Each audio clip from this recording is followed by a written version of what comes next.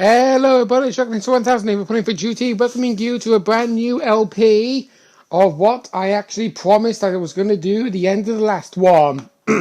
It's Xenoblade Chronicles Definitive Edition, and I wish I kind of said that on beat of the title showing up on the screen, but it is what it is. Now, this LP is kind of going to be like a little bit of semi-commentary kind of thing, where it's going to be like, I'm not going to be doing commentary during playthrough, but if anything happens to happen that makes me want to bring up a conversation or something, I won't hesitate to actually bring something up to talk about it. But other than that, Xenoblade Chronicles Definitive Edition. I actually am finding it kind of interesting at the minute. I am in the middle of a playthrough currently, but I haven't gone that far into the game. There is something known as extra story, which kind of shows a little bit of a vibe to Xenoblade Chronicles 2, but the way how the Xenoblade series is going to go down, because we have 3 Xenoblade Chronicles out currently, and a 4th one scheduled to come out sometime in the future this year. We've got Xenoblade Chronicles 1 / Xenoblade Chronicles Definitive Edition. We have Xenoblade Chronicles 2. The upcoming game that's coming out later this year is Xenoblade Chronicles 3. And we've also got Xenoblade Chronicles X for the Wii U. And I know you're probably thinking, like,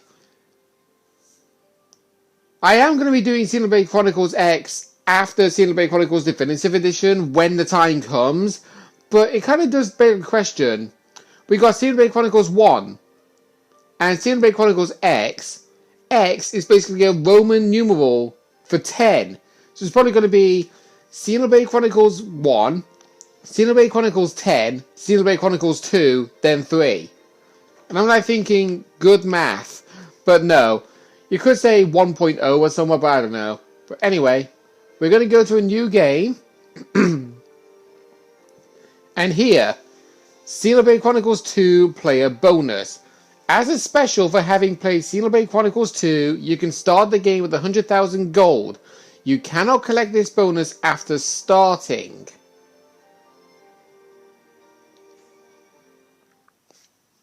And now, I'm going to have the majority of the LP being completely and utterly silent, unless something else crops up. So I hope you enjoy the game, and you'll hear me talking when the right moment comes. Long ago, the world was nothing more than an endless sea, cloaked in a boundless sky, reaching as far as could possibly be imagined.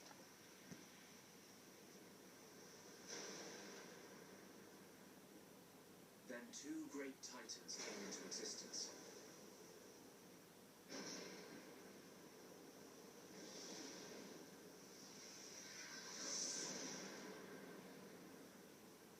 The Bionis and the Maconis.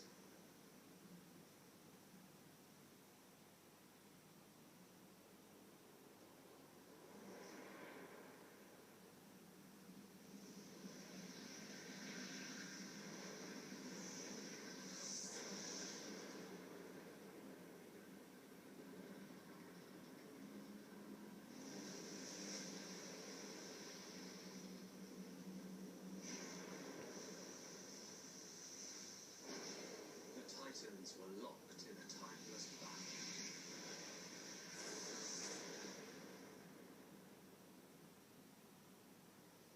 Until at last, only their lifeless corpses remained.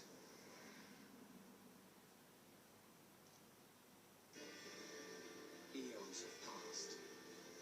Now, our world, this vast land stretching across the remains of the Bionis, is under attack from a relentless force known as the Mechon.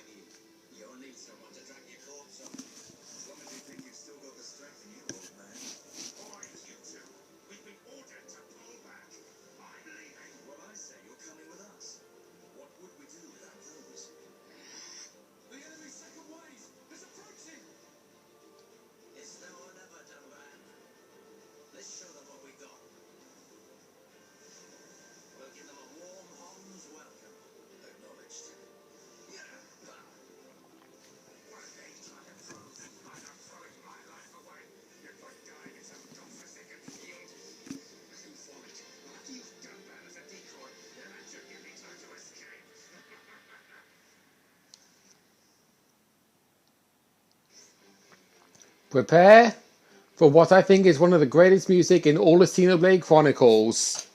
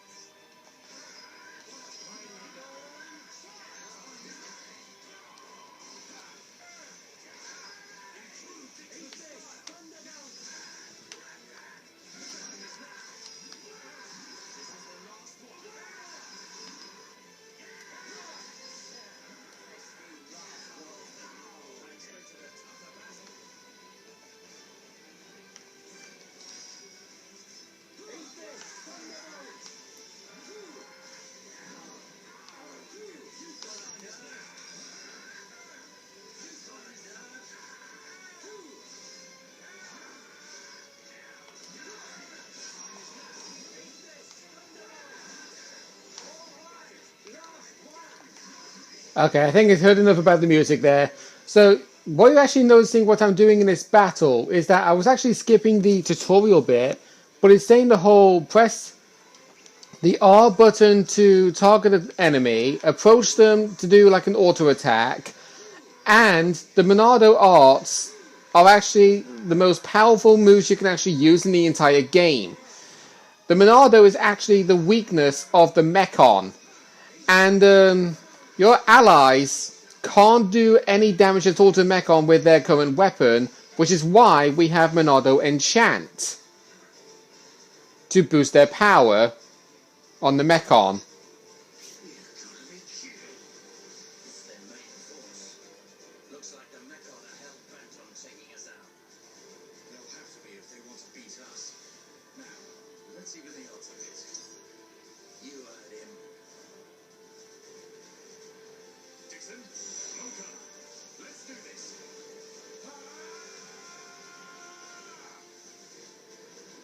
So there's an enchant to actually boost the power of the weapon to actually kill the Mechon really fast. The other Monado art we had was Monado Buster, which is a power slash attack for the Monado to do a lot of damage to the Mechon in just one swing.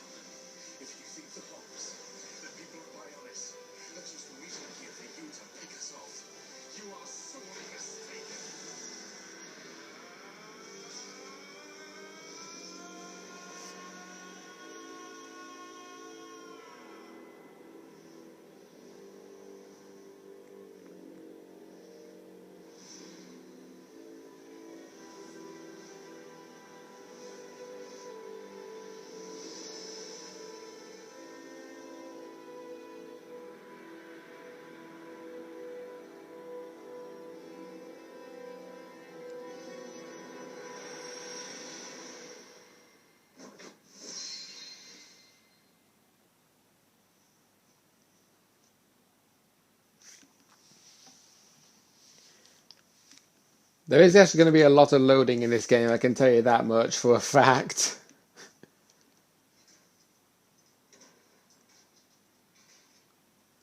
A Mechon M71.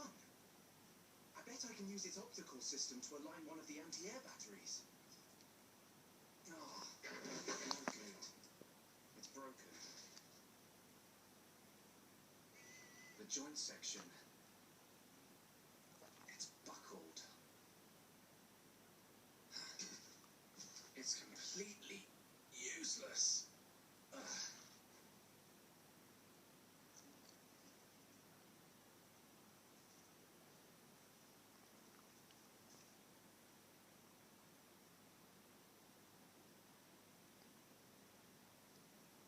Huh? An M69.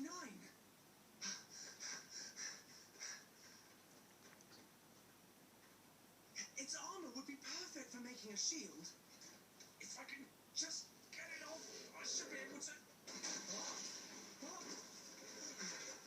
Shock!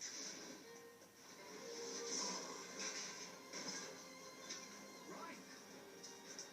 It's not a Mechon. It's just a Crabble. It was using the Mechon armor as a shell. I'll leave it to one of the targets. When it's down, use your arms to finish it off.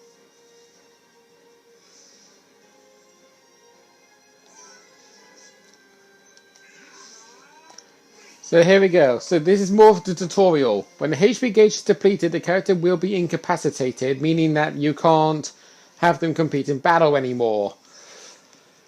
When selecting an art, use left or right and then press the A button as you saw me do with Monado Enchant and Monado Buster.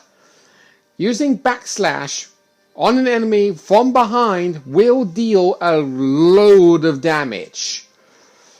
And also using light heal will gradually heal HP of yourself or your allies.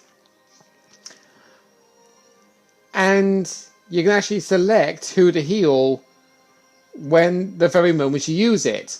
But you also notice this little green ring around you.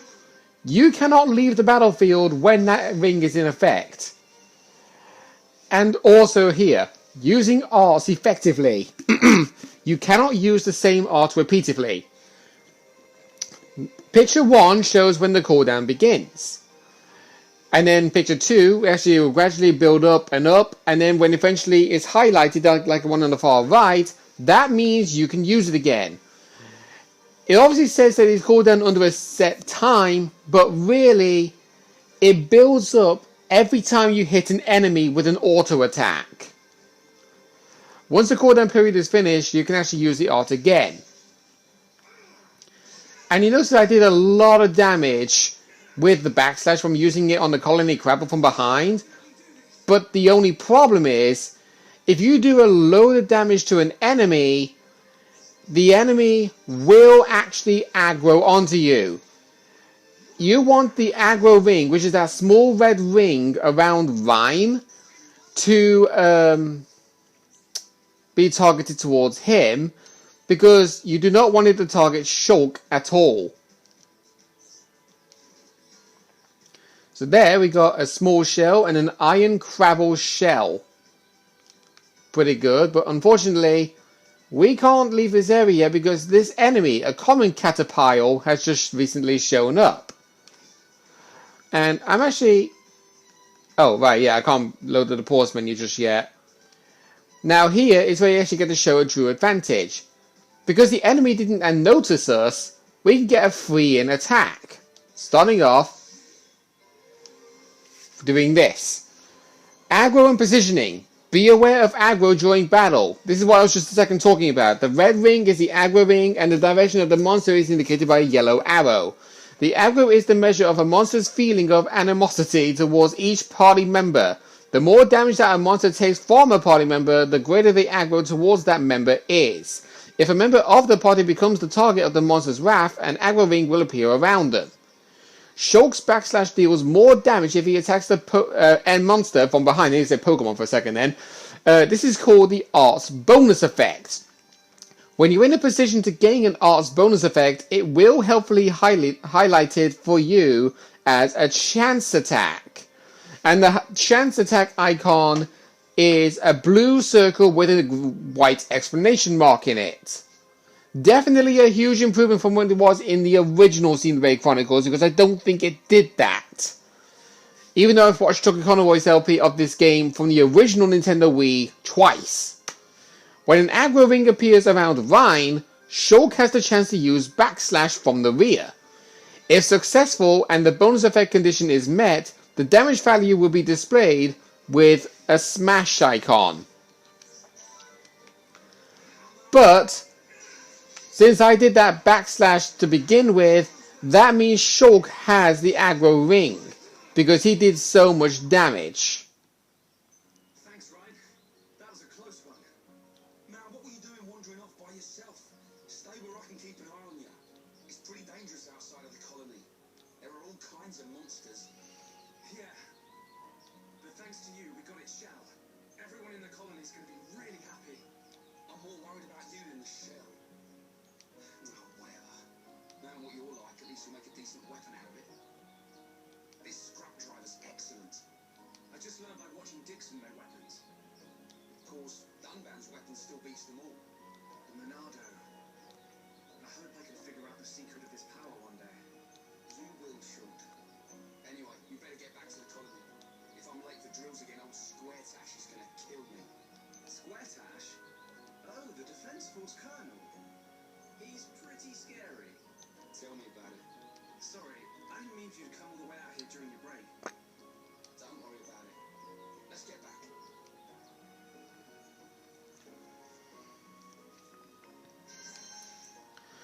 Follow the dotted path to advance the story. The path to the next main story objective is displayed on the mini-map with a orange checkpoint flag icon. You can switch the mini-map to full screen mode by pressing the left thumbstick down. Pressing ZR to display the guidance panel in the bottom right of the screen, allowing you to check the story memo. Press ZR while the guidance panel is open to close the story memo. You can also move the camera with the right thumbstick in any direction you want. Pressing the ZL will display the additional camera controls. For further information, see other articles in the tutorial menu. And also during saving, you pretty much know how that works. There is also an autosave feature, which will randomly crop up at any given moment. And you can also review the tutorials at any time you want. So if I end up getting myself stuck in not knowing what to do in a certain scenario of moves or whatever, I can just recap myself before starting the next episode or somewhat. Which, speaking of which, I'm going to be ending off the episode right here, right now, because we've gone over the 20-minute time limit. After taking this broken antenna and the caterpillar syrup, I'm going to call it an end of this episode.